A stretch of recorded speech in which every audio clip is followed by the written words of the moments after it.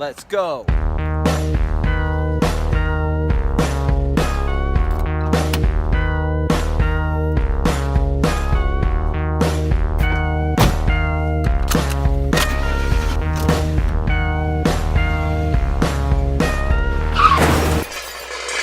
A couple days ago, I was at a wedding, and I'm standing there talking to a guy. He's 52 years old, and he says, "Remember when I was 15 and you let me drive your car? Remember, like, I squealed out and you were all mad at me, you know?" and I'm like nodding my head, yes, I remember that. But I'm thinking, wow, this guy's 52, and I was hanging out with him when he was 15 years old, you know. And, parents always think I'm crazy when I let the kids drive my car. yeah. Well, you might be crazy. So. Well, Jared, if I'm not mistaken, the last person to wreck your car was you. Yes. So Actually, the track record for the kids has been 100% clean record, but myself, well, we rented a van in Europe. We took a team to Europe, and he wrecked the van. Did he? Yeah. I'm surprised I didn't hear about whole that. England thing. Was it England? Yeah. Yeah. You know what? One year we went to do outreach, and we had 5 vans. We rented 5 vans from the same company. Were they as nice as this? They were not. No. We rented 5 vans. By the time the first day was over, we had wrecked 4 of them. Oh, wow. Seriously. Wow. Yeah, like wrecked them to the point that you couldn't drive them anymore.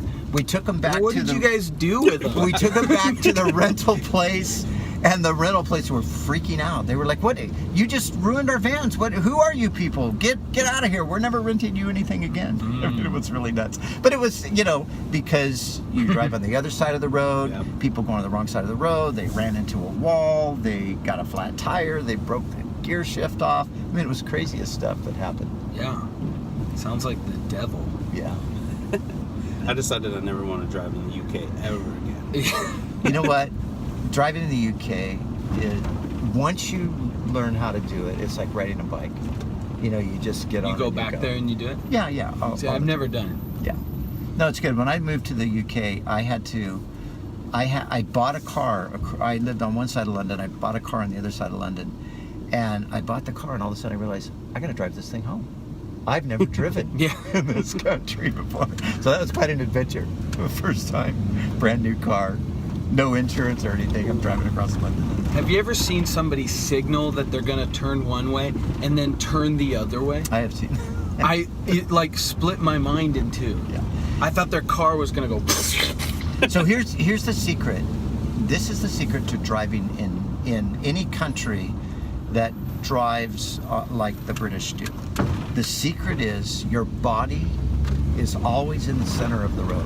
If you get that in your mind, Oh, okay. then you'll always be on the right side of the road. Your body's always in the center of the road. Okay. So just think about that. There we go. Because right now you're on the right side of the road here, and where's your body right? Your body's in the center of the road, right? Now, okay, after writing that book, Following Jesus in the Modern World, Yeah. here's a question. Right. What is it like to follow... Here's what I want to know, Brian. What was it like following Jesus in the years ago world? The years ago world. How has it changed? Has it changed? There's a lot of people saying it's changed. The years ago, as in biblical times, or the years ago As in like when you got saved. the 1970s? When you, yeah, the when I 70s, became a Christian, 80s. yeah. You know, Riley, I mean, for some people, undoubtedly, I'm sure it has changed. Interestingly enough, in a lot of ways for me, it hasn't really changed, because not only was I not a Christian, I was a rank heathen. So I was really like, I was bad. And so today, when I see what's going on today, it was like a lot of it is very similar to what me and my friends actually were doing then. I mean, there's differences too, of course there are, but a lot of it is very similar. So I think in some ways it's a bit of a mistake. You know, if we always think that it's the worst time in history, Right. and nobody's ever had it like this, I think that's always a mistake. Yeah. Because we're somehow indirectly saying, well, you know, God can't really work now because it's too bad, it's too dark. But that's not true. And I think it's important to remember that. You know, the world that the apostles went into was, I mean, it was pretty much as dark as it gets. You know, Yeah. it was bleak, and yet they were undaunted by it, and they were empowered by the Spirit, and they went out and they changed the world. And so, you know, we have the same gospel, the same living Jesus, the same power of the Spirit. And so, yeah, the world is a mess. It's getting worse probably as time goes on. But this is what the gospel is for, right? The gospel is meant for sin. Yeah. That's the place where the gospel does its greatest work. Yeah. So, Yeah, because, you know, young people grow up in their world. They don't know anything else. right, exactly. So to just like put it in the mind that, Yeah. oh, it's so much worse. Yeah. It might be so, but Yeah. I don't know if that, like, I mean, I guess it depends on what you mean and what's the point, because they don't know that. And, you know, they want to make an impact. Yeah. And they don't want to think that, oh, you know. Yeah. Well, I think the mistake that my generation makes is that very thing that you're talking about, where we just say, man, the world is so bad, it's horrible, it's got to be ending soon. Yeah. So you guys, you know, just sorry, you don't really have a chance to do much because it's just too bad. So hopefully we're out of here soon, and we won't have to worry about it anymore. Rather than recognizing that, you know, God brought your generation up when it was brought up for this time. Yeah, exactly. So, you know, stuff that my generation looks at and freaks out about, you guys are like, well, it's just what it is, you know? Yeah. I think that's really good, because if you were freaked out all the time, you wouldn't be able to do anything, right? Yeah. So the fact that you're just like, well, this is what it is, and this, yeah. You know, a friend of mine in New York City, he said this one day, and I really liked it. He goes, you know, and you know, New York, it has its own dynamic, right? He goes, you know, this is not the world we wanted, but it is the world we got. Yes. So it's like, yeah, that's right. This is not the world we envisioned, but it is the world we got, and therefore, let's do what God called us to do in this world. What's a word or some encouragement for the next generation? Because I'm sure our target is the next generation with the church fam. And so speak to us a little bit about. Well, look, the word is that you guys, you know, God's got His hand on you. His power is available to you as it has been to any preceding generation, and God wants to use you, and He wants to do. You know, I don't want to use the word great things, because I don't want to leave everybody with the impression that, you know, you got to go out. I mean, sometimes like the world changer thing, I think it's a little overstated. You're a mover and a shaker, Brian. Yeah, it's overstated, you know. You're a culture shifter. Everywhere you go, it's like Tyrannosaurus Rex impacting the world. Right. Okay. The world's never the same. So that's a myth that we don't want to perpetuate, right? Because the reality is, you know, God might call you to be, you know, an earth-shaking kind of a person, but He might call you just to really, you know, minister to your neighbors, the people that you work with, and that's just as good, because it comes down to what God calls you to do. And my word to you and your generation is believe. You know, it's kind of like, I think it was it C.T. Studd who said it? C.T. Studd was a missionary from the 1800s. It wasn't him, but it was somebody like him. My mind's going blank right now. But it was believe great things from God, attempt great things for God. Oh, okay. You know, Believe. And it was William Carey who said it. Oh, okay. Believe great things from God, attempt great things for God. Yeah. And that's what I would say to your generation. Believe that God, this is important, because, you know, Hebrews 11:6 says, they that come to God must believe that He is, and that He's a rewarder of those who diligently seek Him. To me, believing that God is not really believing that God exists. That doesn't really take faith. To me, that's more logic. But believing that God is means, to me, believing that God is present, believing that God is active, believing that God is working in the world, and believing that God wants to do something with my life. Okay. Wow. To me, that's faith. Does that come back to like the name of God? I am. I am. He is. He is. Believing that He is. He is, yes, now.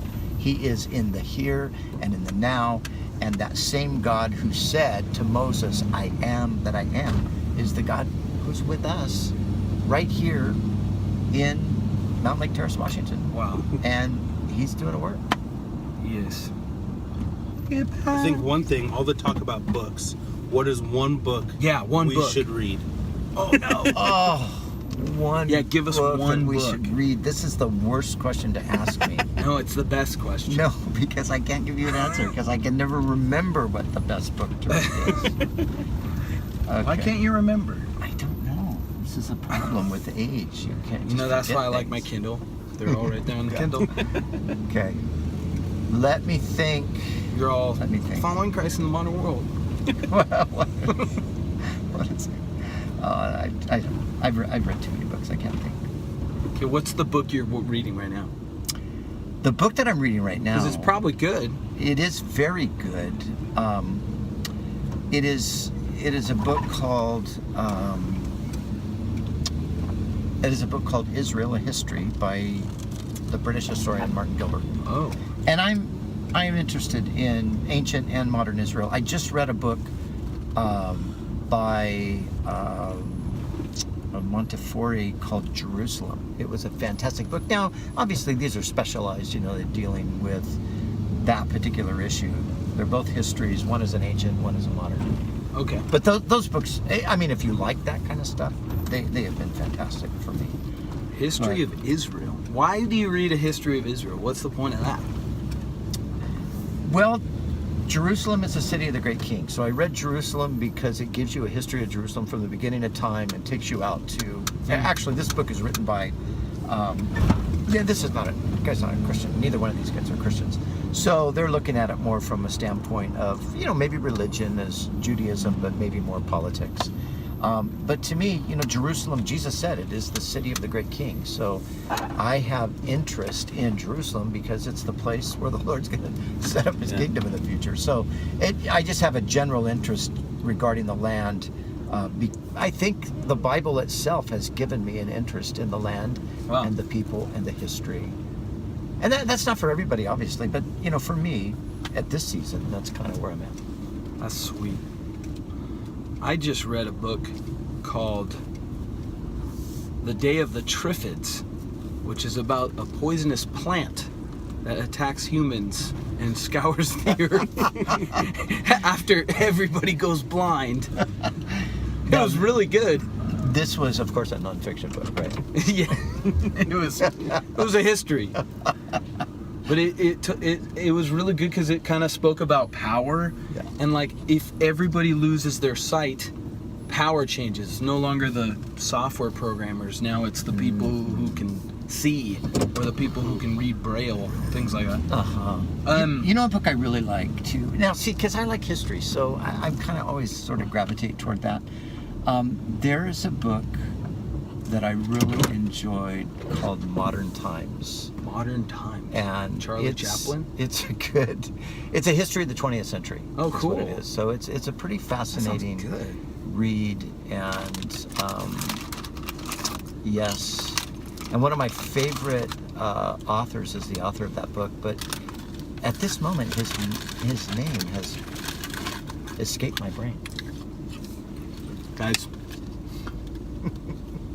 Brian's had a long flight.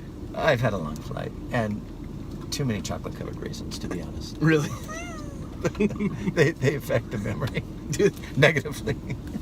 It's the chocolate, not the raisins. That is good stuff. Well, thank you, Brian, for being on Church Van with us. Thanks. We started here at the church driving, and we're back at the church driving. We're back in the church van. Yeah. Took us on the tour, and now we're back to the church. We're back to the church. Thanks a lot, Brian, and I'll see you later. Okay. Hey guys, thanks for watching. This is Riley and Jared. If you want more Church Van videos, be sure to subscribe. And give us a thumbs up if you like the video. And make sure to share it too. On your favorite social media. I said that already.